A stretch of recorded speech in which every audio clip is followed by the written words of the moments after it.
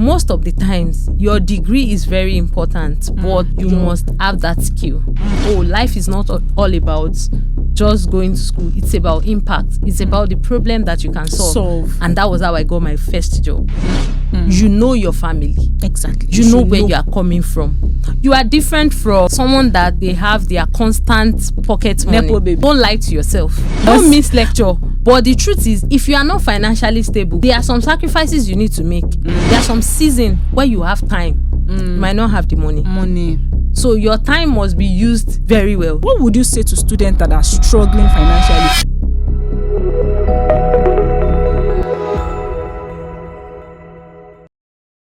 All right, welcome back to another episode of the Flourishing Students Podcast.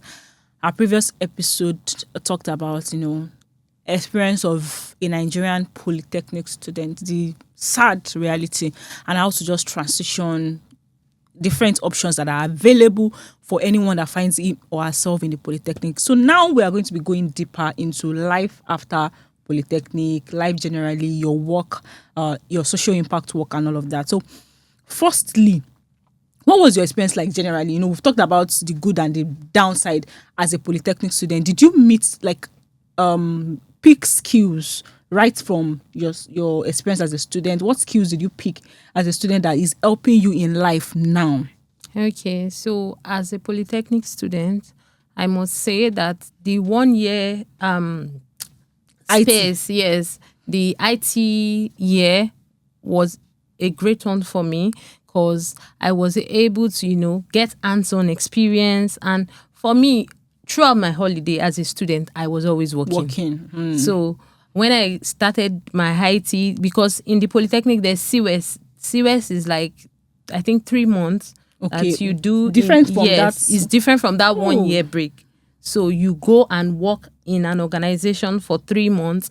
Then after your ND, you go back to work for 1 year. And those experiences helped me, shaped the kind of person, who I am right now, because I got to work in different organizations, see how things were done. And I also, when you see things that you see kind of shape who you want to become. There are things that if you don't see them, you don't really know what you want to do. And you don't know the opportunities that are in your career space. So now I studied computer science, and, when I picked the course, no, I don't know that it's programming. I just thought that I would be pressing laptop. You'll be pressing laptop and doing what? So when I was in GS3, my mom took me to a computer school where I learned Microsoft Word, Excel, and all those things. That was all so about I was computer like, science. it's not bad. I think it's something I would like to do. And that was why I picked the course. Wow. Really, I didn't have any deeper. So when I got to class, Python, what's this? What's all Java. this? I was like, but my IT, is different from the theory part. I could see what practical looks like, and that helped me as a student. Now, life after school, while I was in school as well, when I now got back to my HND, there was a program I attended when I was in HND 1. It was yearly network program. Somebody had invited me, and when I went for the program, I saw young people doing a lot of things. I was like, wow. Who are these ones? So there's it inspired me. Young people who were, doing community work, they were doing different things, and I was inspired, and I thought about it. I think there's more to life than going to school and just getting a job. So that kind of stirred me up, and I wanted to do something more. I knew that, no, I feel like life is not just about waking up, going to school, coming back, getting a job. So that singular program helped me to, started to think of what I wanted to do. What problem can I see in my society that I will be willing to solve? And that was how I started my NGO while I was still in school, Peace of My Heart Foundation. And I like the fact that I started in school because my colleagues, they were able to support me. I got support from my friends in school. We even had a walk in my school back then. It was Walk Against Rape in Yabatech. We, spoke to the students. What are these people called? Union. Student Union. They were able to help us to, come up with a policy that, students should not be, if a student get harassed, what are the punishment? When there's no punishment, anybody can do any whatever they like. So we were able to, I started doing all those things in school. And while I started doing them, I didn't know I was building my skills, because my organization needed a graphic designer. I needed to learn design. So I started learning how to design. I picked interest in design, and that was how I started. I actually started as a designer, as a graphic designer. Later I did UI UX, and now I am in the security space. So because computer science is also a wild course, you can pick whatsoever you want. You can be a product designer. You can also be a graphic designer. You can be anything you want to be in the field. Is a very wide one. And I would say that singular exposure to other young people doing amazing things helped me, and it shaped how I now started to see myself, see life as, life is not all about just going to school. It's about impact. It's about the problem that you can solve. And that was how I got my first job. So I did not get my first job by applying. Okay. Or I didn't even apply. Okay. I would even say that the job I am doing currently is the first job that I will apply for. Wow. On my own. People had always referred me, I think I see your work. So another thing is, as a young person, you need to be able to put yourself out there. You can be doing a number of things and nobody knows Nobody knows because you are not putting yourself out there. You need to keep putting yourself out there. When people think of you, let there be something that they can remember about you, that, I know that there's this lady, I think she can do it. And that was how I got my first job. I think it was as a data analyst. And how did I get, my career is just so funny. Because this data analysis, what data was I analyzing? Because of my NGO, what we do is about sexual abuse and all that. So there's an organization that was doing something, collecting data for survivors who have been abused and, giving them psychological first aid. Okay. Just telling them that, this is where you can get support. And we were collecting that data. And that was the first job I did. So most of the times, your degree is very important, but you must have that skill. You must have a value that you are offering. And that is going to also get you to that room where you'll be needing that degree. So don't say that because you want to make impact, you don't need your degree. No. It goes side by side. You are making impact, you're pursuing a degree, you're excelling at it, you are developing yourself, you are learning. Exactly. It's a lot, but it's better to do that lot. Because life is usually a lot. You just have to pick the side of the lot that you want. You don't know the one that you will do that you will break through. That's what I tell people. You don't sit in a space and just bottle yourself to say, I'm studying this. You explore different options. You are focused. You know what you are here to do at part-time. And I was recently talking about it on LinkedIn and on, I think I was having some conversations with my mentees that as a woman, as a student, as a man, you can have it all.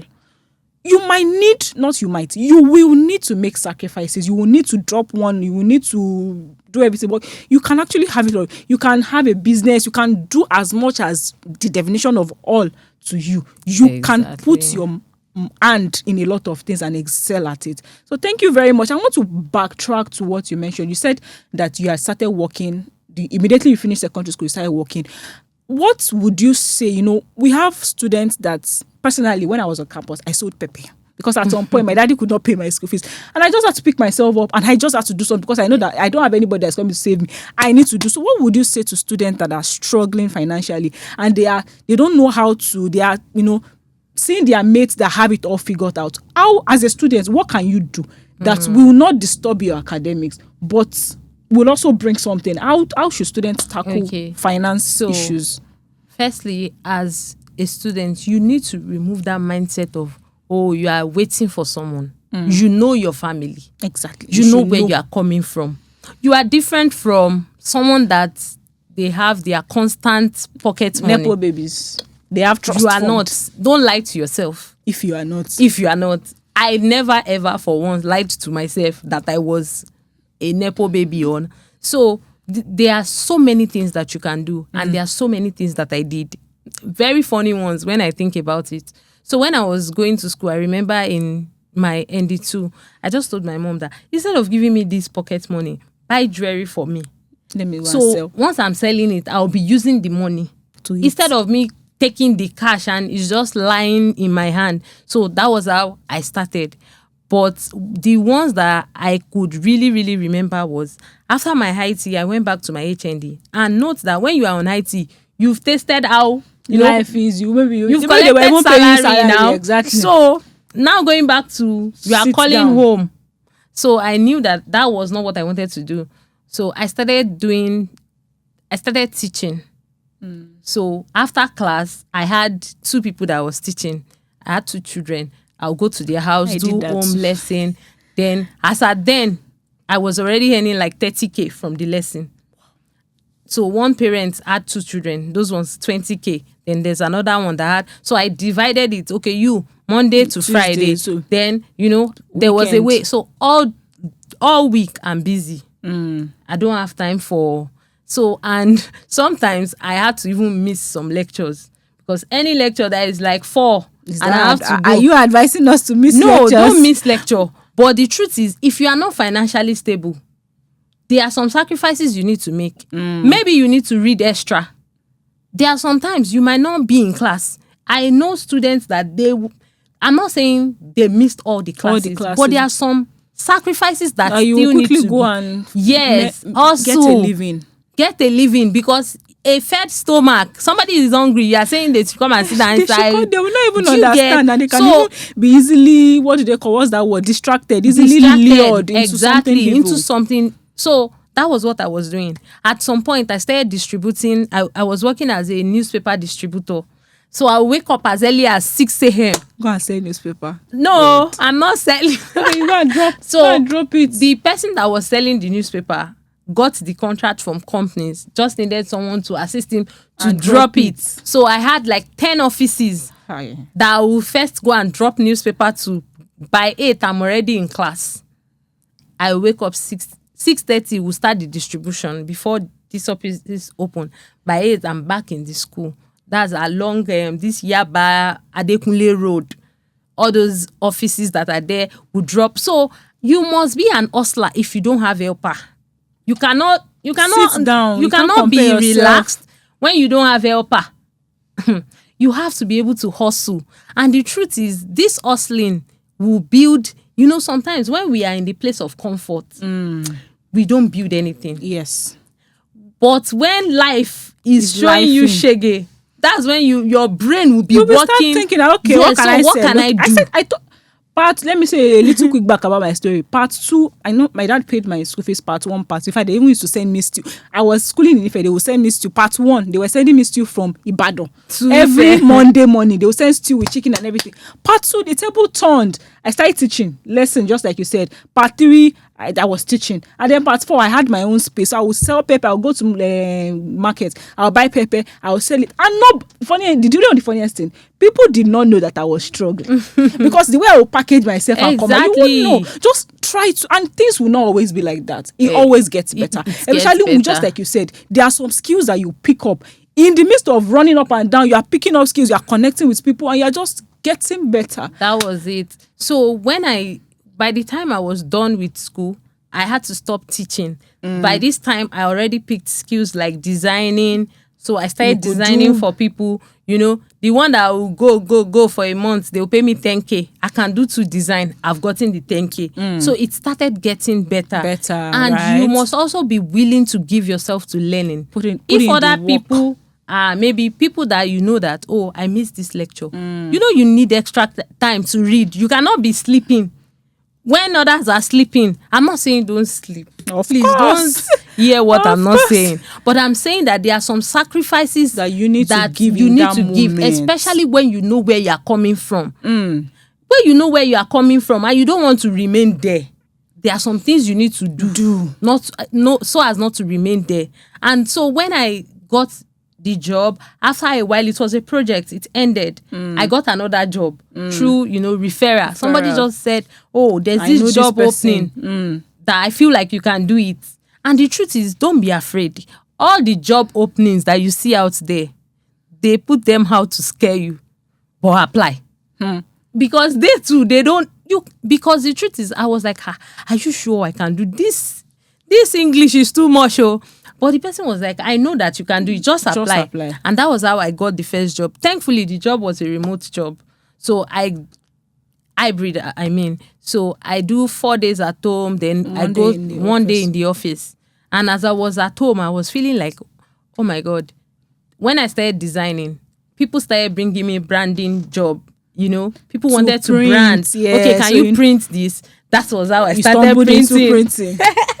So from the design, I started printing for people. I started meeting printers, to know how to print. And that was how I continued printing with my hybrid work. So when the opportunity came and my mom said, oh, there's an opening, there's a shop that somebody wanted to take it. And, I spoke with my husband and he was like, I feel you should take it. And I took the shop. I didn't even know what to sell in the shop, but I took it anyways. So gradually, I started figuring it out. Oh, this is what I want. I think this is not here. What do people ask for? What do people need? What are they not selling around so here? So when many people hear that you have a 9 to 5, you have a shop, how are you doing it? That's because there are some times that there are some seasons where you have time. You might not have the money. So your time must be used very well. So while I had that time, I'd already built my brand before I went fully into 9 to 5. So it helped me. There was already a structure. So whether I was there or not, it could run. Exactly. So basically, in all this is whatsoever your hand finds to do, you were not in the do it well. I'm not supposed to say this. You were not in the recording that the last episode that we had before this, but that was just what kept reiterating. Life will not always be a bed of roses. That's the truth. All. Like, there was a time when I remember very well that there was a time I almost had a fight with my friend because she wanted me to buy skincare that I could not afford at that time. But now, by the grace of God, I can afford that type of skincare. There are some things I can't still afford, but tomorrow I will be able to afford. Just giving it all your best as a student, as someone figuring out life, just giving it all your best, knowing fully well that it will not always be like this. Life would always get better. This has been such an exciting conversation. I honestly don't want it to end, but we must go. So on a final note, what advice would you give to students, especially polytechnic students and just students in general, just as we wrap up this episode? So my final advice is life does not favor the best people. Like people who they have the best grade or something. But, life will always favor people who do not stop. People who they continue to keep at, like they keep doing what they imagine. For example, you want to get to the peak of your career. Maybe you want to, get the icon, even though you are not the best student, but you just want to do it.